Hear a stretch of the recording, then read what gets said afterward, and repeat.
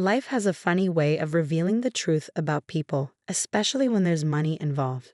I never thought my own sister would try to legally declare me dead, but I guess $12 million can make people do crazy things. I'm Emma Chen, 29 years old, and until 6 months ago, I thought I knew everything about my life. I was raised by my mom, Lisa Chen, after my father supposedly abandoned us before I was born. My half-sister, Rachel, came along when Mom remarried Jack Wilson when I was 4. We grew up in a modest home in Boston, and while we weren't poor, Mom always emphasized the importance of education and hard work. What none of us knew was that my biological father, David Thompson, had been searching for us for years. Mom had disappeared while pregnant with me, thinking she was protecting us from what she believed was his controlling family. The truth, as I would later learn, was far more complicated. But let me start with the day everything changed. I'd spent the last 5 years building my photography career, traveling to remote corners of the world capturing images for National Geographic and other major publications. My latest assignment took me to the Himalayan mountains, documenting traditional villages that were adapting to climate change. It was challenging work. No reliable phone service, spotty internet at best, and days of hiking between locations. Rachel had always been jealous of my glamorous career, though she never understood the countless nights I spent sleeping on frozen ground or the years of unpaid internships it took to get here. She chose a different path, working as a real estate agent and marrying Tom, a struggling day trader with expensive tastes. The last time I spoke to Mom was 3 months into my assignment. She sounded strange on our satellite phone call, emotional but trying to hide it. "Emma, honey," she said, her voice crackling through the poor connection. "There's something important I need to tell you when you get back. Something about your father." "Mom, you're breaking up," I replied, struggling to hear her through the static. "Is everything okay?" "Yes, just come home soon. I love you." Those were her last words to me. 2 weeks later, while I was in a remote village with no communication, Mom had a sudden heart attack. By the time I made it back to civilization and checked my messages, she had been gone for 10 days.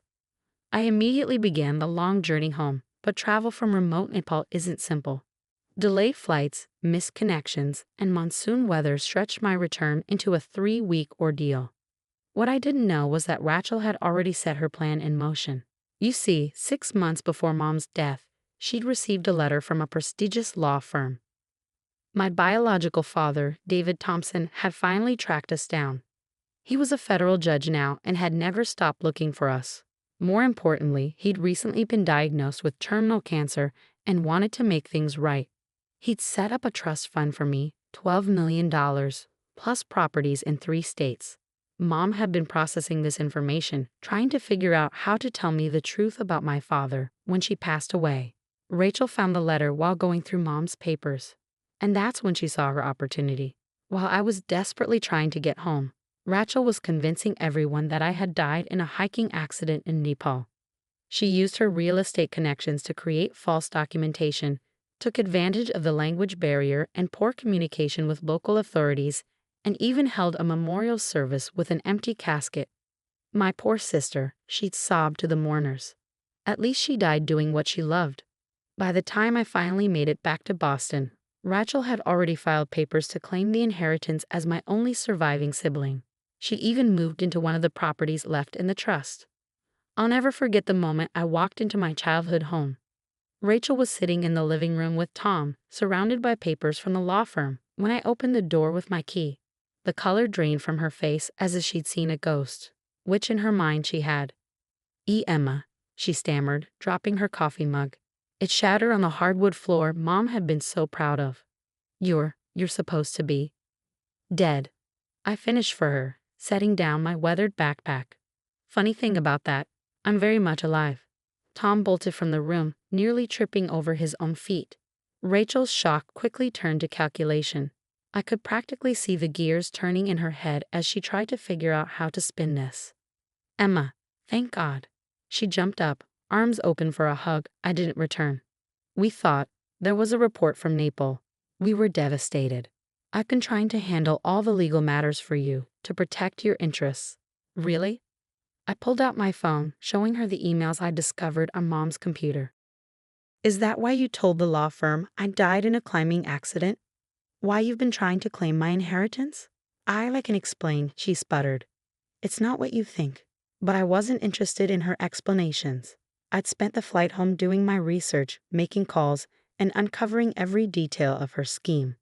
What I discovered wasn't just fraud, it was a calculated plan that had started even before Mom's death.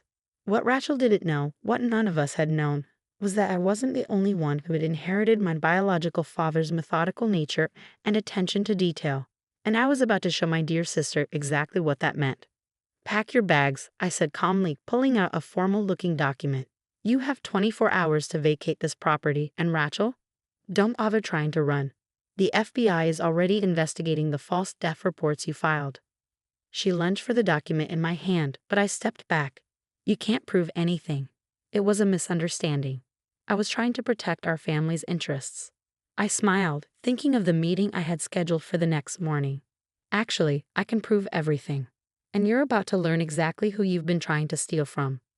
What happened next would shake our family to its core, expose decades of secrets, and lead to a courtroom confrontation that nobody saw coming. But that's where the real story begins. The next morning, I walked into the federal courthouse in downtown Boston, my heart pounding but my steps steady. Rachel had spent the night calling everyone she knew, trying to find a lawyer willing to defend her misunderstanding. She'd even tried convincing our stepdad, Jack, to reason with me. Emma, please, he'd begged over the phone. Rachel made a mistake, but she's still your sister. No, Jack, I'd replied firmly. A mistake is accidentally damaging someone's car. She tried to legally declare me dead. What Rachel didn't know was that I'd already been in contact with Judge David Thompson's office. When I couldn't reach Mom during my trip, I finally opened that email I'd been avoiding. The one from the law firm explaining my father's search for me. After confirming Mom's death, I'd reached out to them. The security guard at the courthouse entrance did a double take when he checked my ID. Miss Chen, or should I say Miss Thompson, he said with a knowing smile. You look just like your father. I was directed to a private chamber where a tall, distinguished-looking man in his early 60s stood looking out the window. He turned as I entered, and I felt my breath catch. It was like looking at an older, male version of myself. We had the same sharp green eyes, the same way of tilting our heads when studying something. Emma, he breathed, taking a step forward but stopping himself. I've waited so long. Tears filled my eyes. Why didn't you find us sooner? I tried. God, I tried. He sank into a leather chair, gesturing for me to sit. Your mother. Lisa was trying to protect you. My family back then. My father, he was a controlling man. Lisa thought he tried to take you away from her, raise you as the proper Thompson here. She didn't know he was dying, that things were about to change. For the next hour, he filled in the gaps of my history. How he'd hired private investigators, how he'd finally reformed his family's old money attitudes as he rose through the legal ranks, how finding that first photo of me in National Geographic had given him hope.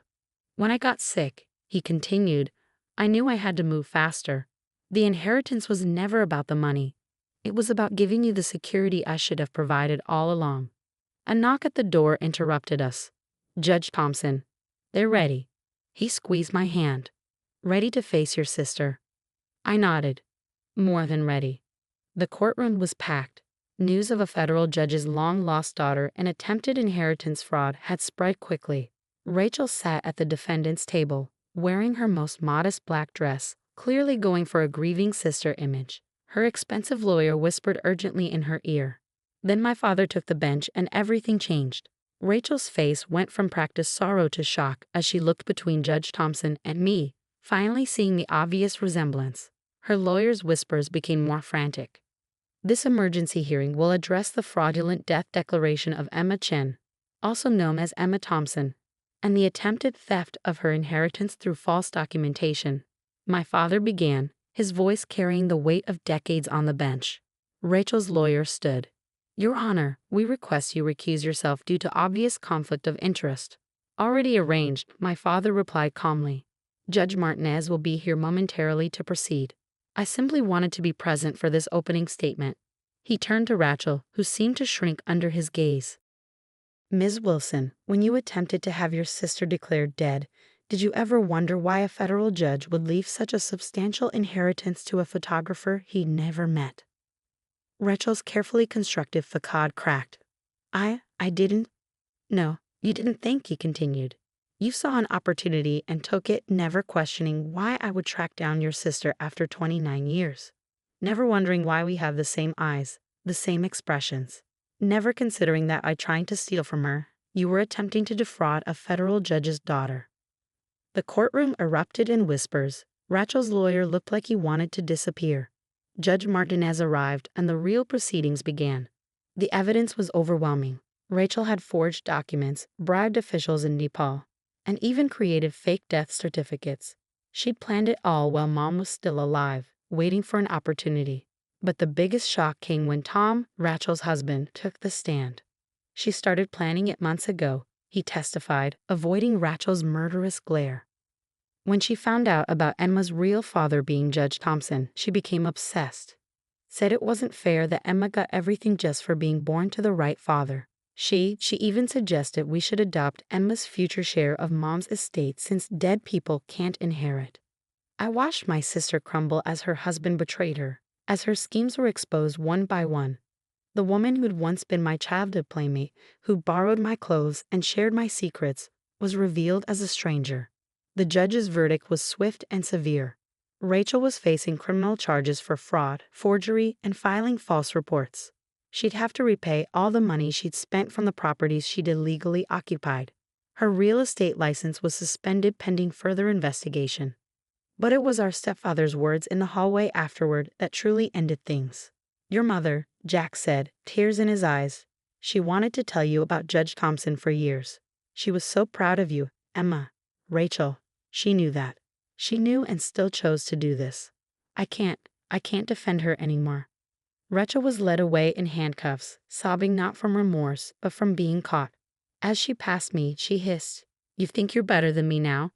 With your fancy real father and millions? I looked at my sister, really looked at her, and felt only pity. I was never competing with you, Rachel. You were the only one keeping score. The aftermath changed everything. Judge Thompson, Dad, and I began the slow process of building a relationship. He retired from the bench to focus on his health and making up for lost time. The treatments were working better than expected, giving us precious months to connect. I kept my photography career but established a foundation in Mom's name, providing scholarships for young photographers from underprivileged backgrounds. One of Dad's properties became a gallery showcasing their work. Rachel was sentenced to 5 years in prison for her crimes. Tom filed for divorce and cooperated with authorities in exchange for leniency. Jack visits her sometimes, but our family will never be the same. Last week, I found an old photo album in Mom's things. There was a picture of Rachel and me as kids, grinning with ice cream-covered faces, genuinely happy in each other's company. I thought about showing it to her during visiting hours, but decided against it. Some things, once broken, can't be fixed. But other things, like my newfound relationship with my father, prove that it's never too late for a new beginning. Dad and I often sit in his study, sharing stories and making up for lost time. You know, he said recently, your mother was right to be worried about my family back then. But she was wrong about one thing. Running away didn't prevent you from becoming a Thompson. You've got our spirit, our sense of justice. I smiled, thinking of the long road that led us here. Maybe sometimes you have to lose everything to find out who you really are. And who am I? I'm Emma Chin Thompson, daughter of a mother who protected me and a father who never stopped searching. I'm a photographer who captures truth through my lens and a woman who learned that real family isn't about blood or money, it's about choice. As for Rachel, I heard she's writing a memoir in prison about family betrayal. I wish her well, but some stories don't need to be rewritten. Sometimes the truth is enough.